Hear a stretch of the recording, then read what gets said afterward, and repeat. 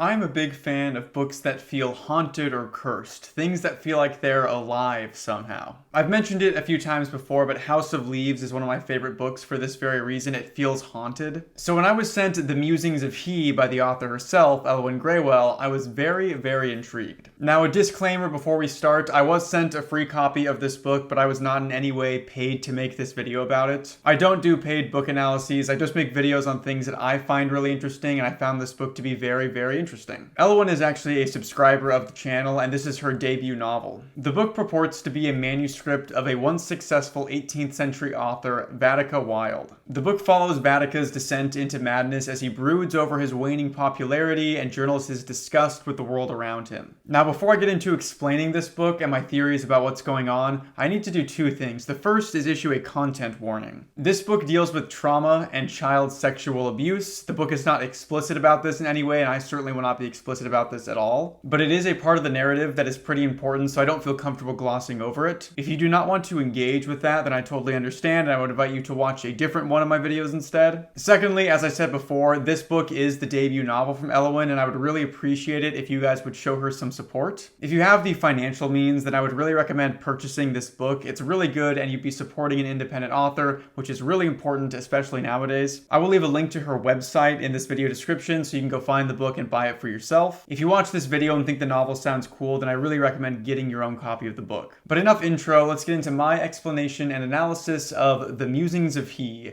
a Gothic journal of madness and memory. Our opening paragraph sets the tone for this literary experience right away. What you are about to read perhaps demands a preface, a warning perhaps, or at the very least an introduction to the world in which you now step. Beyond this page lie the unedited and most crucially unfiltered words of the late Vatica Wilde. We are told that Vatica wrote the once acclaimed novel The Brothers of Gold. This novel told the heart-aching story of two brothers' lives as poor street urchins. The book was semi-autobiographical, and readers found there to be a beauty in the tragedy of the story. It almost feels like they found something uplifting about it. Vatica himself, however, felt very different. The Brothers of Gold left Vatica with a wound that would never truly close. All of his following novels would be failures because he was unable to capture the magic of his original masterpiece. Now we find Vatica as a destitute, bitter, miserable man with a remarkable superiority complex. We never learn much about the actual text of The Brothers of Gold, but it's fascinating that its supposed honesty is what led to it resonating with readers. But then we are told that The Musings of He, this manuscript, is his true magnum opus. But the honesty presented in this manuscript isn't quite so tasteful. Vatica is a rough, unlikable protagonist by design. He writes in poetic, artful prose that only seems to describe the ugliness around him. The first line of his manuscript is, "The morning arrived draped in mist, as though heaven itself sought to obscure the city from God's own gaze." This is a perfect distillation of Vatica. He uses beautiful prose and language to denigrate those around him and maximize the ugliness of the world that he inhabits. He is dramatic and mean and thinks the world should revolve around him because he wrote one good novel. But beneath the surface, you can tell there is something else there, something more vulnerable. And that is something that I love so much about this book. The entire time I was reading it, I was just begging Vatica to be straight up with me, to just be honest with me. And it becomes clear pretty soon that all of the artful prose, all of the grandiose descriptions serve as carefully constructed barriers to his troubled heart. Vatica sits in his dingy apartment receiving rejection letter after rejection letter from publishers that he insists simply don't understand his work. Also present in this apartment and throughout a good part of the novel is a constant dripping sound. It's very reminiscent of Edgar Allan Poe's The Telltale Heart. We learn that the drip seems to come from the corner of the apartment, but Vatica claims that the drip stills itself in the presence of others. This calls into question whether the drip actually exists or if it's just in Vatica's head. And I hope you get used to wondering if what we read is actually happening, because that's this entire novel, pretty much. Vatica knocks on his landlord's door to complain about the drip and describes it in the most dramatic way possible, and I absolutely love it. "I pounded on the landlord's door with a fury of Caesar betrayed." It's just so dramatic. The landlord comes to check on the drip and doesn't hear it, and then he tells Vatica that he's just hearing things, and Vatica turns to unleash a verbal fury upon him, but the landlord is suddenly gone. It almost seems like he's disappeared into thin air. Now, there are two ways to interpret this. The first is that the landlord was also a figment of Vatica's imagination. I don't personally subscribe to this theory. I think a lot of this book is in Vatica's head, but I also believe that in order for the narrative to be satisfying, it has to be somewhat grounded in reality. I think the landlord does exist. I just think either Vatica is dramatizing how fast the landlord dismissed himself, or Vatica has momentary mental lapses. I personally like the second theory. For someone as broken as he is and as lost in his own head, it would make sense for him to kind of freeze up and lose some time. Plus, mental disassociation is pretty common in someone with a troubled past like Vatica, so that's my guess as to what's happening here. I suppose the landlord could also just be incredibly speedy, but Vatica says, and I quote, "To call him fleet of foot would be an insult to the very concept of movement. Roasted." Despite the dripping disappearing while the landlord is there, it returns when Vatica is alone again. We learn that Vatica has heard about a place called Hollisby Manor, a mansion somewhere isolated out in the countryside. Apparently the person who told him about this place said it was a good place for ghosts, and since then, Hollisby has stayed in the back of Vatica's mind. The next day, Vatica writes about a conversation he had with the landlord about the room above his, room 414, where the leaking appears to be coming from. The landlord tells him that room 414 doesn't exist and that it's just the roof above Vatica's apartment. Suspiciously, however, there's a ceiling hatch in the hallway that the landlord blocks off. Vatica places his hand against this ceiling hatch and says that it feels warm, and as he's doing this, he sees a dark, vaguely human shape out of the corner of his eye. Wanting to know more about Hollisby, Vatica visits an acquaintance, because he certainly doesn't have any friends, who tells him more about the place. He says that it is supposedly cursed and that it was once inhabited by a man that vanished and left only his journals. And those were unreadable, mad, riddled with ink blots and nonsensical ramblings.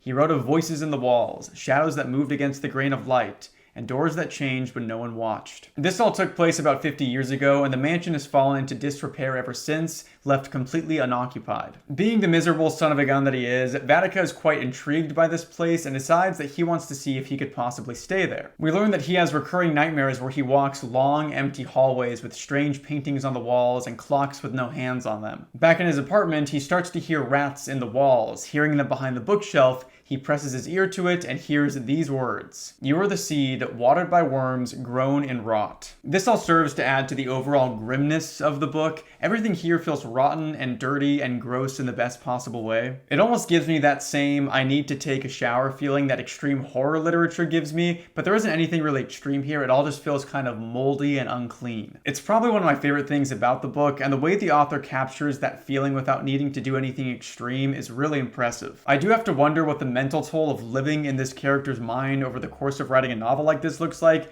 It's got to be kind of a bleary, gray writing process. Back to the story, Vatica can't get the number 414 out of his mind, and he says that it breathes and pulses as if it's alive, and he also notices scratch marks around the ceiling hatch. To add to his miserable existence, he keeps waking up with bloody noses and the taste of copper in his mouth. The next day, Vatica goes out for a walk. He finds a nice baker who asks about the next installment of The Brothers of Gold, and Vatica almost smiles at her.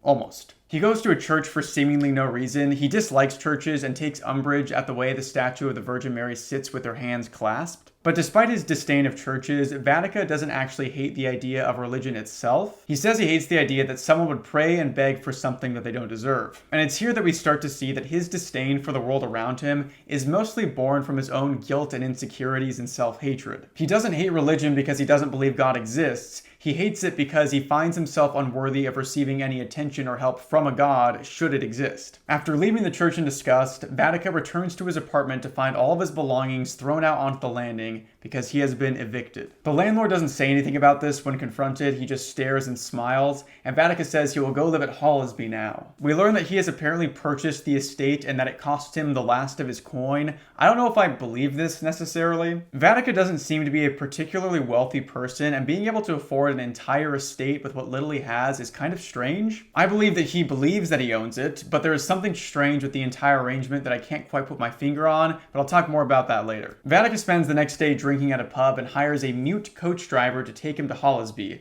He says that he hopes he bleeds over the floors of the manor, which is a very healthy way to look at writing a novel. One moment that I find interesting is that he says that he is writing this particular journal entry on the back of a menu at the pub. Maybe it wasn't intended this way, but this reads like he has a huge sense of entitlement over everything around him. The menu isn't his, but he sees his writing as important enough that no pub owner would surely mind sacrificing their own property for the sake of his writing. Again, Vatica is just a miserable, self-centered person, written intentionally so. I'll admit that I had a hard time getting into this book at first because of this. So if you find yourself hating Vatica, that's alright. I promise the story is interesting enough to warrant all of the work done at the beginning to make him so detestable. The next day, Vatica takes the stagecoach ride to Hollisby. His mute driver takes him through the countryside to the dark and dreary Hollisby estate. The vegetation is dead and the manor is very dark and imposing, and Vatica says that he has dreamt of it for years. He notices that the coach has stopped and the driver is gone. He insists that the driver was just there like literally a second ago, but again it reads to me like Vatica is spacing out or disassociating and losing time. Either way, Vatica has now reached Hollisby Manor, and we have reached what I would consider the end of the first section of the novel. The next portion of the novel takes place in the Hollisby estate. Vatica sleeps in the dingy, dusty master bedroom and says that the place feels aware. The mansion is enormous, with hallways lined with portraits that have been covered up. Vatica removes one of the covers and finds a man who looks similar to him,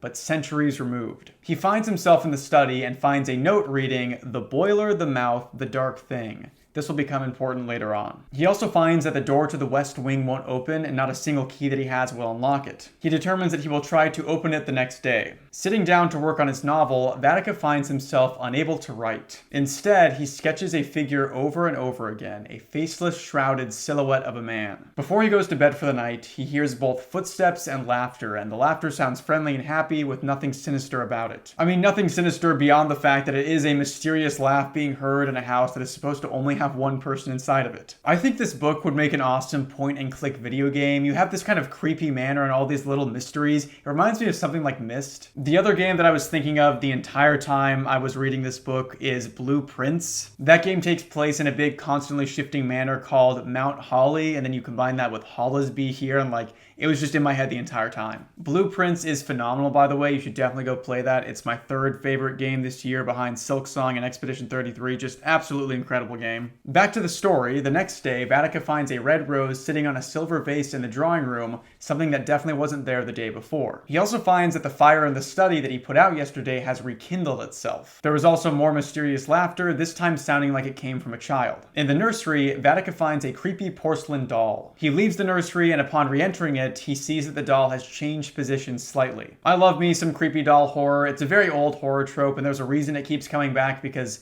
dolls are just kind of creepy. Vatica dreams of a door in the house that speaks to him, simply saying, "Welcome." He views the house as a manuscript to be read and is not scared by what he's experienced so far. While the house is a manuscript to be read, Vatica also sees himself as being read by the house. It seems that he thinks he and the house have this sort of symbiotic relationship. The next day, Vatica visits the garden but tears his coat on the iron gate. There is a strange temple-looking structure in the garden. It is described as being 12 columns in a circle and a sort of bench or altar in the middle, and nothing grows inside of the structure. Vatica paces the interior of this temple and attempts to gauge its size, but finds that the measurements keep coming back different each time. He says that even while writing the journal entry that we are reading, he finds himself unable to properly recall what the structure looked like. He returns to the mansion, sleeps, and wakes up to find that his coat is hanging in the wardrobe and the tear from earlier has been sewn up. The next day, the door to the library opens for Vatica, and he says that it wasn't previously locked, but the door was warped and wouldn't budge, but now it opens easily. The library smells moldy and damp like every room in this house, but also carries a scent that Vatica describes as being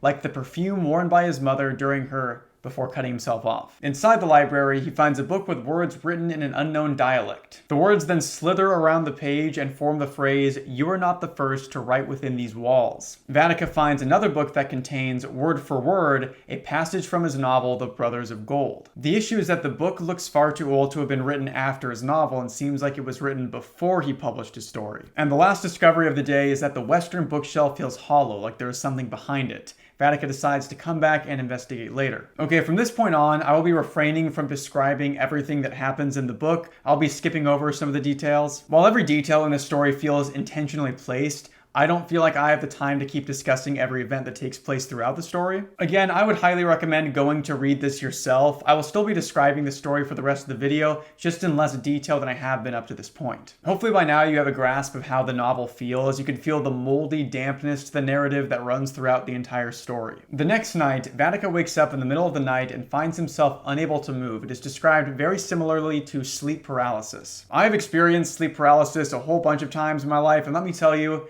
It's not fun, although I don't typically see like spooky visions like Vatica does here. He sees a human shape draped in shadow standing at the foot of his bed. The shape gives a monologue where he talks about stories and how they were used to kill God. He says that God was written out of the world one tale at a time, and he tells Vatica that he will feed him and that he will write him again, but this time with no veil and no poetry. In order to make things less confusing, I'll be referring to this black shadow figure as the shape from here on out. Anyway, the shape tells Vatica that Vatica will write about him, and when the shape leaves and Vatica regains control of his body, he screams. He finds his hands and feet smeared with black ink, and he also has ink running down his throat, and a black handprint rests above his bed that doesn't ever seem to fade. The shape is going to be an important figure going forward. I personally interpret its appearance as being a figure that is formed from the ink of the stories written about it. Vatica is completely at its mercy, but he himself is so invested in the art of storytelling that while he should just leave the manor and never come back, he stays there until the story is done. We learn that another peculiarity of the manor is that it seems to rearrange itself continually. Vatica says that the rooms change location and size and shape every single day. Again, this is something that could be interpreted as either reality, the house is truly cursed, or this could all be in Vatica's head. I think the truth lies somewhere in the middle. The next day, Vatica starts to find clocks all over the place. This mirrors some of the dreams he described earlier, where he saw clocks on the walls without faces and also portraits. There is a constant ticking that seems inescapable and very similar to the dripping back in his old apartment. He smashes a clock and can hear the sound of it crying out right before he does this. He says he hears a woman calling out, "Wait," but it was too late. He finds a note that tells him that clocks are not used to measure the passage of time, but rather the rate of decay, and the note tells him to finish the story or be finished himself. And I suppose if you're trying to get out of a creative rut, the threat of endless terror and damnation by a freaky ink entity is as good a motivation as any. If there are any horrifying entities beyond my comprehension that want to help motivate me to get these videos out just a little quicker, then I don't think I would mind that, just let me know. The next entry introduces us to the editor, a mysterious figure with a gaunt face and a mouth full of nibs in place of teeth. And maybe I'm terrible for thinking like this, but the first thing I thought of was somebody with their teeth filed down for veneers, like those kind of nibs. But I'm assuming it actually means pen nibs, the things at the top of like old ink pens, which would fit kind of this theme of like scary literary writing monsters. Vatica suspects that the editor has been changing his manuscript while he sleeps. He writes more of the manuscript and finds that the words have changed and a note has been left. The note tells him that there is too much of himself in the manuscript, and he is told that no one wants his sentiment, and the manuscript demands to be presented objectively. The characters of his story are made meaner, more blunt, and any warmth they once had is removed at the insistence of this cruel editor. Vatica starts to find that his own memories are undergoing the same transformation. A memory of his mother baking for him in a warm house becomes cold with his mother's mouth stitched shut. He tries to burn the manuscript, but the pages only light for a second before reassembling, and he feels that he is no longer himself. He has been hollowed out. Now he sees every flaw in the world around him, which honestly doesn't sound too different from how he was at the beginning of the novel, but at least he's more self-aware now. The next day, Vatica awakes and finds the cellar door. He hadn't seen it before and sees that the door itself appears to be made out of bone. There are scratch marks on the stone leading up to it that looks like something has been dragged across the floor repeatedly, so he enters the cellar. Inside, he finds an impossibly large cathedral, and at the head of the chapel, past the pews, is the shape. Vatica tells the shape that he dreamt of him, and the shape corrects him and says that he dreamt because of him, and instructs him to find the boiler room of the house. After this encounter, Vatica wakes up at his desk, ink and soot all over his hands and face, with dark footprints leading away from his desk to the cellar door. So while at first glance it may have seemed like his encounter with the shape was just a dream, his footsteps indicate that he did in fact visit the cellar. Throughout Vatica's entire experience at the manor, it can be tempting to try to figure out what is real, what is imagined, and what's a dream. But if you find yourself trying to neatly categorize each encounter that Vatica has inside the manor, then I think you'd be missing the point. It really doesn't matter what is literally happening in the story, because to Vatica, it's all real. All of these things are really being experienced by him. So whether Vatica dreamt about his encounter with the shape in the chapel or actually went there and then forgot is irrelevant, because if Vatica remembers it, it happened. Back to the story. In the next entry, Vatica finds some scraps of parchment in the fireplace which read, "You invited him in, you fed him fiction, and now he hungers." Vatica and myself both think this is referring to the shape, who is referred to as he in the story, but That would be a nightmare to differentiate verbally, which is why I'm calling him the Shape. What's interesting is this idea that Vatica himself has caused the presence of the Shape in his life. He isn't being told that he was lured there because he was the one that invited the Shape. It's a cool inverse from the beginning of the novel. Up to his time in the manor, Vatica sees himself as a victim at the mercy of the ignorant masses around him. He refuses to take responsibility for the circumstances of his declining well-being and instead blames London, his landlord, and everyone else around him. And those things certainly aren't blameless, but Vatica is no saint and doesn't do much to make his life any easier. But now, Vatica is starting to see himself as responsible for what's happening in the manor when really, he is far less on the hook for this than his previous life. It almost feels similar to The Shining, where Jack Torrance starts to feel an unhealthy kinship and stewardship over the Overlook Hotel. Vatica is becoming like this with Hollisby. Back to the story, Vatica wakes up in the middle of the night with a burning sensation in his throat, and he spits and sees that his saliva is black and he has ink running down his throat. He washes it out but can still feel the burning ink in the back of his throat at all times, and this is such like a skin-tingling, gross, icky section of the story for me. Maybe this is TMI, but I get post-nasal drip pretty consistently, and it feels like there's always like a little bit of mucus stuck in the back of my throat. It's very annoying. So I'm just imagining that, but like 10 times worth with Vatica and his inky throat. The dude is living just a truly miserable existence. He finds a door that wasn't there before, which leads him to the boiler room. Inside he finds the boiler, but describes it as something almost organic, like the heart or lung of the house. He also finds the petrified, concrete-covered corpse of Steve Buscemi's dead wife. Wait, sorry, that's a different story that I'm thinking of. Moving on. In this story, the boiler speaks to Vatica and it calls out his name and gives us this tale. There was once a village, a place of old names and no maps. It was ruled not by kings, but by stories. Each man carried a tale in his mouth, each child a secret in the shape of myth. One winter, the stories ran dry. Words became brittle, meaning fled, the village began to die. So they called forth a scribe. He was not born, he was told, and thus he came. The scribe wrote new stories, but they were not kind. He wrote one child to be drowned, one to be buried, one to be broken open and poured out. And the village, fed by the blood of tale, began to thrive again. When the scribe had written all but one child into silence, he descended into the boiler, and still he writes, and still they live, and still we wait. I find this story very interesting. I like to interpret it as sort of the origin story for the Shape, and also a hint as to what the Shape might actually be. We are told about a village that was going through a sort of famine, but not of food, a famine of stories. Their words became brittle and meaningless. So in order to remedy this, they call forth the scribe that writes terrible, dark, violent stories about the children of the village, and the village starts to thrive because of this. It's said that the children become silent due to these stories, and then the scribe goes to the boiler room where he continues to sit and write stories to this day. The idea of children or the younger generation essentially being sacrificed for the benefit of the generation before them is one that can be found in a lot of literature. Forgive me for mentioning depressing real-world stuff in this video, but it's said that Gen X was the first generation in US history to be worse off financially than the generation that came before it. I know that my wife and I have personally experienced this. I remember thinking that I would have kids a lot sooner than I'm going to have kids because of the timeline that my parents followed when they got married. But for the first 4 years of my wife and I's marriage, we would not have been able to have a kid because of our financial situation. And it wasn't like we were doing anything different than our parents were doing back in their day. It's just that things are a lot more expensive and wages haven't tracked. To be clear, I'm not complaining at all about my position in life right now. I think I am one of the luckiest people on the planet. Making a living off of talking about books and horror stories is a dream come true for me, but it can't be ignored that a lot of people around my age feel a growing sense of kind of this financial doom. The prospect of owning a house used to be pretty standard, and now it's become unobtainable for a majority of this generation. So all this to say that it doesn't shock me that Elwyn Graywell would include this motif of the children being made to suffer for the prosperity of the generation above them. All of the excess and opportunities and reckless growth has to be paid for eventually, and kicking that can down the road to the next generation is oftentimes the path of least resistance. And whether you agree with this assessment about the world or not, I do think that's what's being communicated in the text of the book, so that's why I'm talking about it. But this whole entry in the novel opens up the possibility that the Shape may be less of an actual entity and more of an idea, something that's made manifest by the stories told about it. While I believe there is a literal component to the Shape, I also believe that it is, in large part,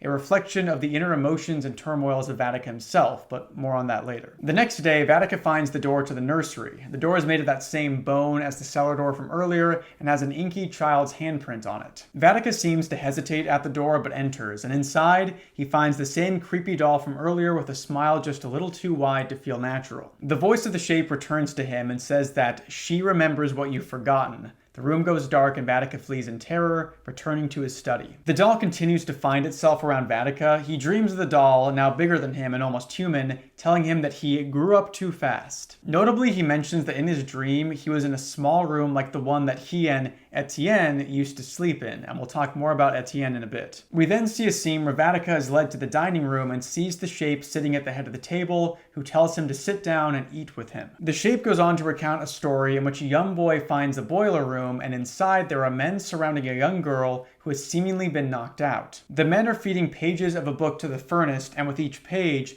the girl both feels some sort of pain and also starts to lose her memories. The men tell the boy that he has to burn the stories or they will burn the girl. The boy feeds the furnace a page that makes the girl forget the color blue. He writes a story in secret, one where he is the king and isn't required to burn his pages, but the men demand that he throws that story into the fire as well. The boy refuses this and flees. Later, he is found in the gutter by the people of the village. Both the girl and the boiler room have disappeared. We learn that the boy even burned his tongue out of his mouth and hoped that it would save the girl, but it appears this wasn't enough, however. So another strange story with many different possible interpretations. I see the boy as representing Vatica. He is asked to burn what he holds dear to him, that being his stories. He burns everything except the one story that brings him the most comfort and ends up burning his own tongue out in hopes that it will count as a worthy replacement. Despite this, the boiler room and the girl still vanish and the boy sleeps in the gutter. This shows us that Vatica holds his stories up as the most important part of himself. As he continues writing his manuscript, the editor leaves more notes encouraging him to add dark and ugly things into the story,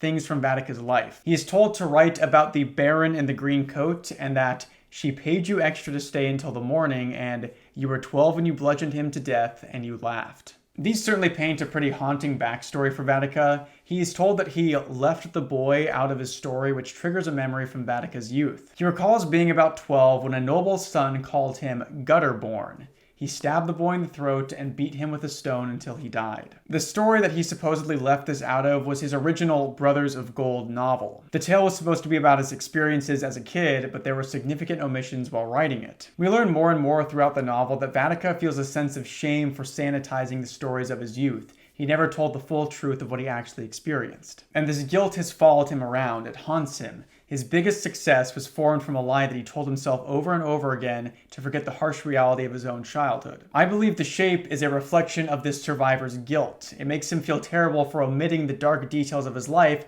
and tries to get him to confront those things. But this reflection is one born from self-hatred and guilt, and it causes him to see everything that has ever happened to him as terrible and dark and devastating. Because while Vatica may present his new manuscript, now called The Brothers of Mold, as a more realistic, true interpretation of his experiences with his brother Etienne as a child, it isn't. While the Brothers of Gold may have been too idealistic and sanitized, the Brothers of Mold chooses to only honor the darkness in his life rather than acknowledging any of the good in it. But we don't honor our past by painting them as binary black and white memories. We honor them by seeing all of the joy and grief and pain and happiness found in those memories. Back to the story, Vatica returns to London and enters the church he visited near the beginning of the novel. And while he is sitting in the pews, a voice comes to him. The voice tells him, "You stitched your words with ink and called the scar a story," which is maybe my favorite line in the entire novel. I think it captures the vibe of the story perfectly. He is told that the shape was not his to invent, yet Vatica created it in his own image, from his own suffering, and even in ruin, Vatica plagiarizes his pain. Again, I see this all as a manifestation of survivor's guilt. Vatica somehow managed to survive his brutal upbringing that we'll talk more about later, but feels like he shouldn't have. While his experiences as a child were horrific and certainly worthy of being lamented over, he considers this a plagiarization since he should have considered himself lucky to be alive. Of course, he is wrong about this. The fact that others have had it worse than him doesn't diminish the pain that he has felt in his life. All of it is completely valid. But this complex has been built up inside of him for years and is now manifesting as the shape, which demands that he recount his suffering for his benefit. All of the catharsis that is typically found in honestly recounting your trauma is robbed from Vatica as his pain is twisted into something darker and more ghoulish. In The Brothers of Mold, the two brothers eat the dead and live surrounded by filth and maggots, and they revel in this defilement, which was not the case for Vatica and Etienne. As the Shape and Hollisby itself demand more of Vatica to be spilled like ink for their perverted stories, he starts to lose himself inside the manor. He says that the house is a living thing, that he needs to find the mouth so he can feed it himself and his stories, and he starts to notice strange edits to his manuscript. The actual formatting of the pages in the book start to get more erratic. Whereas Vatica previously wrote in sweeping paragraphs, he now writes in tiny sentence fragments. He has given himself to the house and wants to be consumed by it. Nothing remains of his egotism and self-centeredness from the beginning of the novel. But instead of being brought down to a place of humble self-actualization, Vatica has traded his unhealthy devotion to a hatred of the world for an unhealthy devotion to the darkness and decay of Hollisby. The next chapter reveals the truth of Vatica's childhood. A reminder that this book deals with some very heavy themes, so if you don't want to hear about them, then now is your chance to click away. I won't be explicit about it because there really is no need, and the book isn't explicit at all, but we learn that Vatica was a child prostitute. He was sexually abused in exchange for money. And all of this happened in a dingy room above Whitechapel Road, room 414. This was the truth that was never spoken in The Brothers of Gold, that the lives of the brothers, their various misadventures, were laid against a backdrop of unspeakable evil. Vatica went through just about the worst thing that someone can possibly go through, and yet he survived. And this is what fuels his guilt. He survived while Etienne, his brother, didn't. And this is where I started to really hate the Shape. This entity that taunts Vatica, that tells him to be truthful and that tells him that he plagiarized his pain. This survivor's guilt that doesn't allow a man to grieve the childhood he never had, that reinforces his idea that he is a failure and a fraud. It was never Vatica's responsibility to put that pain on display for the rest of the world, yet tragically, he feels that burying that pain has caused him even more suffering. And now he tells it to us. He gives us the story that he refused to let go of. And you know what? It doesn't even change anything. He isn't freed from Hollisby. He continues his descent. At the start of the novel, Vatica was unlikable and miserable and I couldn't stand him. And now I wish that I were able to reach through the page and give him the help that he desperately needs. But instead, he is subject to the torment of Hollisby and the Shape. He is subject to the manifestations of his own guilt for a tragedy that he bears no responsibility for. The next morning, Vatica awakes with a story in his mind that I will read directly to you. The Tale of the Bleeding Quill, as best I remember it. There was once a man whose name had been eaten by time. Let us call him the Storyteller. He lived in a crumbling village where the sun never rose properly and the church bell rang with a note like a throat clearing before a lie. The people were drab and clay-colored, trudging through their days with cracked mouths and half-formed prayers. But the Storyteller, they adored him. He spun tales that made their colorless world throb briefly with life. Kings who tore their crowns in half to rule beside their shadows. Children whose teeth sang when they smiled. Rivers that flowed backwards to unlive old sins. The villagers clutched these stories like rosaries. They did not eat them, they worshipped them. One day, the Storyteller ran dry. He awoke with nothing. No voices, no visions, no shapes in the soup. His mind was barren, like the field of graves behind the chapel. And the villagers grew anxious. They came to his window with gifts, rotted apples, stitched dolls, and butchered birds, all hoping to inspire him. But no words came. That night, he wandered into the forest, where the trees stood like bent spines. He screamed into the darkness, cursed the gods of ink, and wept like the last boy on earth. Then a voice answered. It was not loud, nor cruel, nor sweet. It simply was, and it spoke through the wind and wrought. You wish for a story that never ends. He nodded. Then trade with me. The Storyteller, half mad with longing, carved a vow into his chest with the edge of his penknife. He offered his soul, his tongue, and the last dream he'd ever had. The voice accepted. Forgive me for going on another tangent, but this story reminds me of my experience that I've had writing music in the past. If you didn't know, I like to write music. I haven't written as much lately, although I'm working on a new song, but I love writing music and I have for a while now. When I was in college and very depressed, I wrote a lot of music. I could reliably walk into the study room of my apartment complex and write a song in an hour or two. It just seemed to me that depression and sadness were very conducive to my own creative output. Lyrics felt easier to write when I was emotionally devastated. And I started to build this unhealthy emotional complex where I believed that my emotional well-being was simply a necessary sacrifice in order to be creatively fueled. And I still kind of believe that sadness is a stronger emotion to write a song about, but I think it's a mistake to romanticize the idea of the tortured artist. I like a lot of the songs that I wrote back then, and admittedly, I write less music now that I'm in a significantly better emotional state, but I don't think that initial trade-off was worth it. Bottling those sad emotions into songs when they come is a good use for them, but you shouldn't be chasing sadness in the hope that you might be able to bottle it, if that makes sense. I think Vatica's idea that he needs to be consumed entirely for his work to have any meaning is flawed.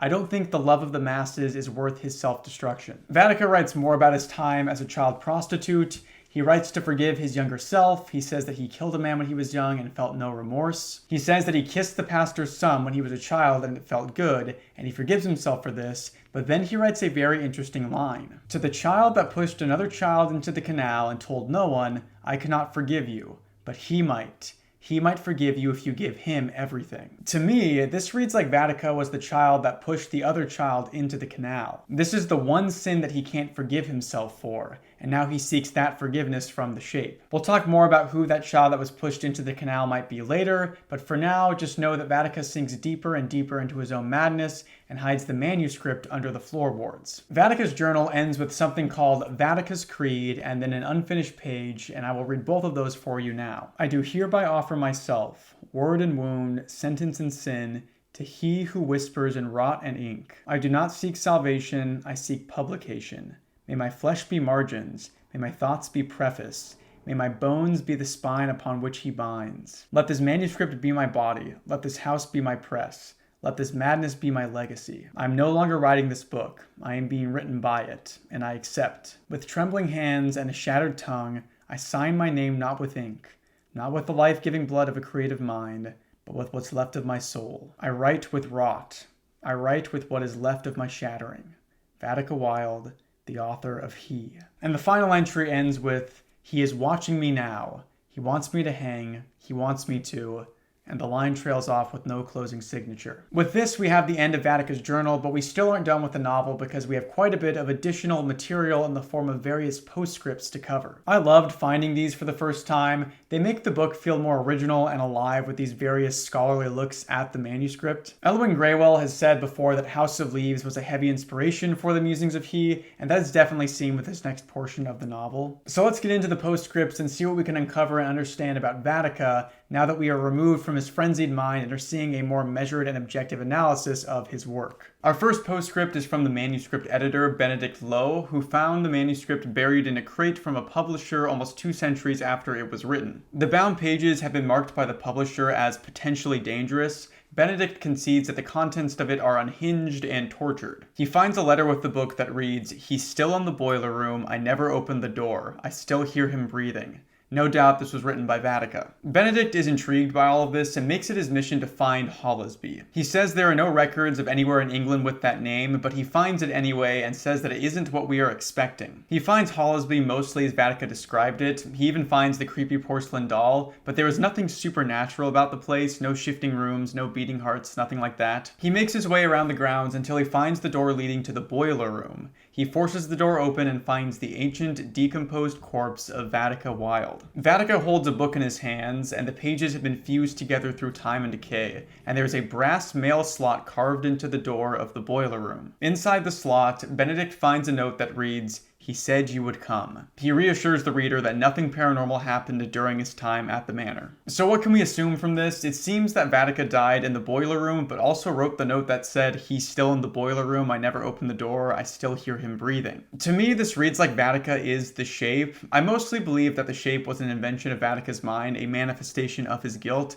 so it makes sense that he and the Shape are one and the same. Near the end of his journal, Vatica says that Hollisby and room 414 are one and the same, that he never got out of the room and has been there his whole life. I don't think this is literal. I believe that Vatica has been slowly drawn to Hollisby for his entire life as the final resting place for his grief and sorrow. When he first asked about Hollisby, he was told that there was a man who lived there that went insane and described the house as continually shifting. It was also said that nothing was left of him besides his haunted journals. I think this was Vatica and that his story is cyclical. I think he has always been the madman in Hollisby, again similar to how Jack Torrance has always been the caretaker of the Overlook Hotel. But that's not to say that this entire story is in Vatica's head or that none of it is real. My interpretation is that Vatica's grief is so extreme as to distort the fabric of reality itself. So Vatica was a successful writer with a tortured past whose guilt drove him to end up at Hollisby, a place where that very guilt would manifest itself as the shape and lead to Vatica's death in the boiler room. Honestly, I'm just hoping that at this point you guys are as far gone as I am into the insanity of this story, because that's the only way that explanation will make any sense to you. Our next postscript contains excerpts from a panel about the manuscript, now commonly referred to as the Musings of He. We learn that the description of the shape matches descriptions of a similar entity in ancient history, and that the doll found in the manor doesn't appear to match English dolls of the time and might be much older than it appears. Someone asks about the boy in the pews, and one of the panelists says that he's not sure if the boy ever existed, but that he believes that Vatica believed he existed. Our next postscript is an account from an archivist who first encountered the manuscript. It just showed up in their archives out of nowhere without ever having been cataloged. This is apparently something that never happens in this particular archive, and everyone who looks over the manuscript starts to feel unwell and returns it to the particular author of this entry in the postscript. The author feels that it is authentic, that Vatica truly wrote it, but doesn't know what to do with it. She passes it on to the editor and recommends neither its destruction nor its exhibition. The final postscript was written by Benedict after he released the novel. The Musings of He wasn't a huge success and was mostly forgotten by the scholars that have read it. But Benedict says that it is stuck in his mind and that he has started to hear a noise, a dripping noise around him constantly.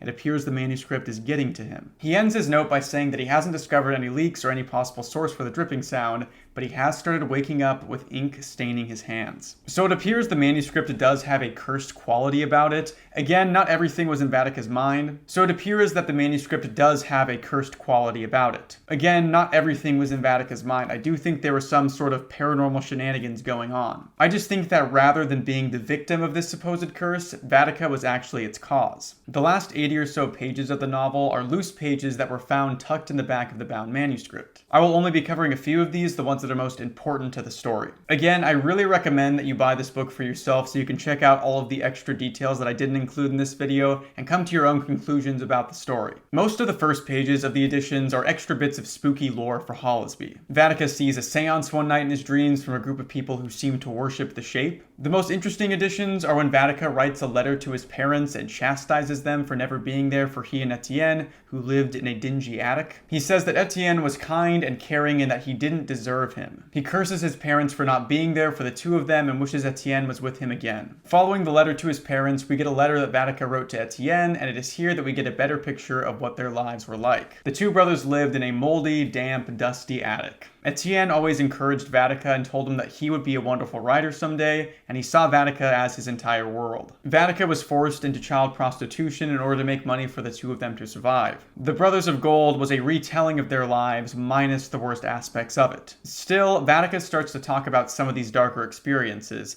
He says that Etienne killed a man in a black robe, and that he left Vatica under the golden arches of a bridge. Vatica says that Etienne went into a canal, and then his shoe was found in the water 3 days later.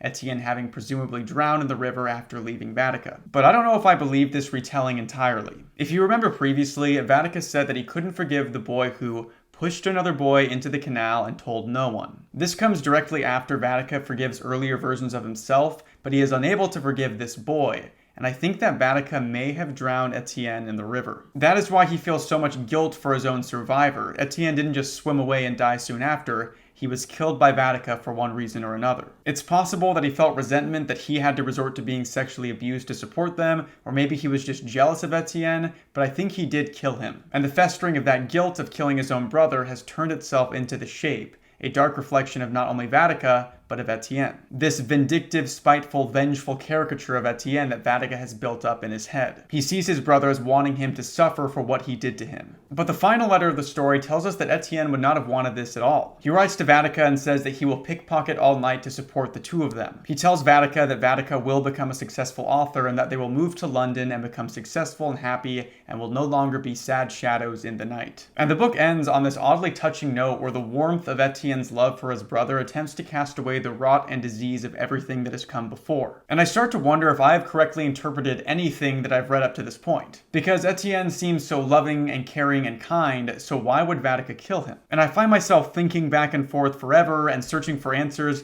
but I don't know if I can find any of them. I think they are contained in the book, but I don't know if I'm the right person to find them. And that's why I wanted to make this video, because no one is talking about this book, and I needed someone else to help me figure this whole thing out. So I thought I would use my platform to highlight this confusing, depressing, and hauntingly beautiful tale in hopes that some of you will pick it up and do what I can't. Because I fear that I'm too far gone into Vatica Wild's troubled mind to truly make a coherent analysis of his writings. And even after going through this book several times, I am left with a depressing vision of a man who killed the person who cared most for him in the world and then became his own undoing. And I think that's what Vatica wants me to see. I think that's the story that he wants to tell, and he has told it so well that I find myself unable to truly grasp any other alternative. And that confusion and captivation of my mind is a testament to just how fascinating and cleverly constructed the Musings of He is. So major props to Elwyn Graywell for writing something that has made me think this much about it, and seriously, go pick this book up and let me know what you think about it. Even though this video probably just sounded like the insane ramblings of someone who has no idea what he's reading, I promise this was my best effort at a coherent analysis of this novel, but I'm sure that I'll keep revisiting it and thinking of different interpretations. Like, what if Etienne didn't exist and he and Vatica are actually one and the same? What if the death of Etienne was to symbolize the death of Vatica's own innocence? Or what if Etienne actually was a person that died and he has now become this kind of vengeful spirit that takes the form of the Shape? What about the boy that Vatica remembers killing as a child? Was that actually Etienne? Vatica says that he was a noble son, but he also speculates that Etienne's father was a noble. I'm just blown away by the many layers of this novel and can honestly spend hours just talking about the various theories and rewriting the script,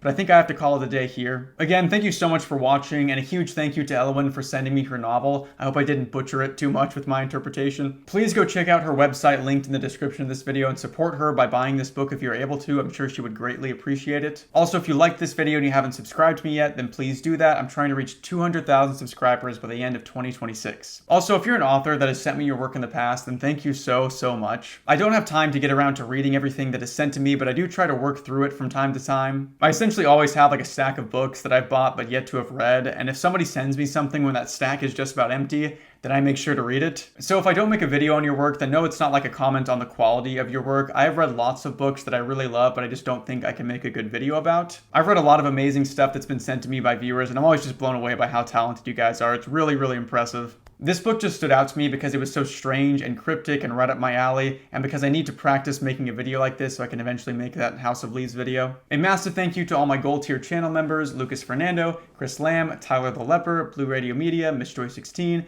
Cherry Shark, Starlight Pink, Jack Zamora, Amanda Castillon, Arcade Link Author, The Official Gar, Sasso, Ybab Flow, Hi, Jenna Berry, Samra, Laura Gonza, Ben Best, Classic Pats Games Plus, Marin Elizabeth, The Next Sim, Digital Fox, Sherbert, Amelia Nomura, Temple, Jupiter Rainstorms, Maddie, Alice Hale, Charity, Jess, Miley Bop, Abigail Wagner, Sundary Productions, Canadine, Uton, Emma Gees, Site42, Maya S., Moss, Red, Ezra, FM, Alicia, Liminal Lake, Chipsa, Heat O'Brien, Yum the Epic, Spirit Hotline, Don't Play, Brass Beast on Blue, Furbish GDDC, Ketra Elizabeth, Mayfield, Shruby, Litter Something, Hexmaniac Rafa, Jazz, Homie Gaming, Sue, Junie, Danny, Steelcut Oaths, Veronica Heredia, Phantoms Forever, Ashley, Coco Boco, BB, Archie, Felly, Killer8257, Jojo and Otter in a Trenchcoat, Icky Teal, JLK, Thespian Rose, Safety Waffles, 731 Hamsters, Corkback Ruler, Toby Dandelion, Red, Zappo Dappos, Tiny Moss Patch, Mary A, Charlie Smidge, Out of the Fandom, Creeping Freely for You Too, Meadow, Soundwayne, Silent Trails, Flatwoods Monster Webkins, Merly, Cedar, Salvador Rigodi, Floropause, Patricia Zhang, Miguel, Jesse Salo, Alexandra Taylor, Finch, Oka, Violet, Hell of a Fan of Pugs, Poppy Stan Account, Geck, Lou, Racin, Dr. Doge, and Meadow. Thank you all so much for your support. The response to that insanely long left-right game video has been really awesome. I'm glad that you guys seem to enjoy it. I'll have more internet horror and horror literature stuff coming up again soon. Again, thank you to everybody for watching the video, and I'll catch you in the next one. See ya. Take me up again, let me see the stars. Is there life on Mars? 'Cause I've run out of luck here on Earth. I'm a wanderer. Another trip around the sun makes these memories flood, and I could wash it down with the atmosphere. You're cool blue and crystal clear.